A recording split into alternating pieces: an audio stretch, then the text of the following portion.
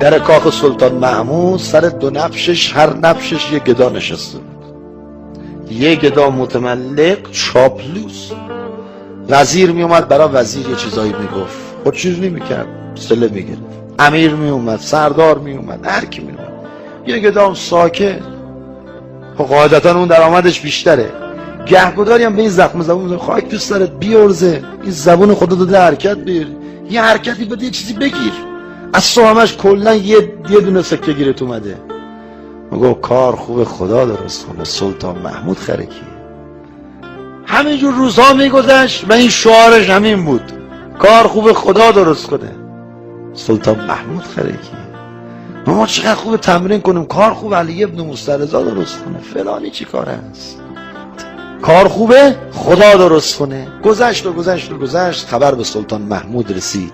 گفتن این دوتا گدا رو دیدی؟ گفت آره، یکیش خیلی ساکت، یکیش خیلی تا من میام اعلی حضرت ها، شاهنشاه ها، نمیدونم فلان ها.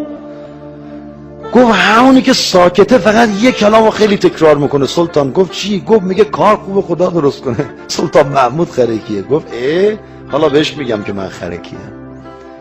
گفت برید یه دونه مرغ بیارید، سر ببرید، تو شکمشو خالی کنید، ادویجات و مخلفات و اینا آماده کنید، یه الماس یا یه مرواریدی که تو خزانش تک بود، از تصرفات هندوستان بود، یعنی با اون میتونستی شما یه ایالت رو بخرید.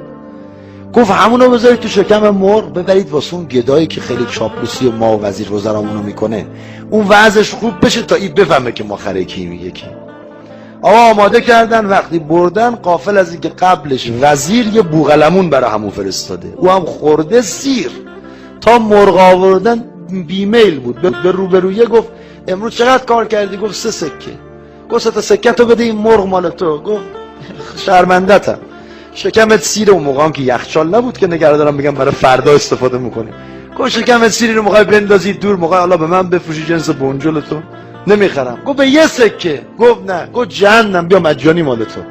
ورداش لقمه اولو که زد آورد بالا، تا این برق زد یواشک برداشت گذاشت بهش خورد. همینجور که میخورد گفت رفیق، شاید از فردا ما هم دیگر رو ندیدیم، ولی یادت باشه کار خوب خدا درست کنه، سلطان محمود خرکی.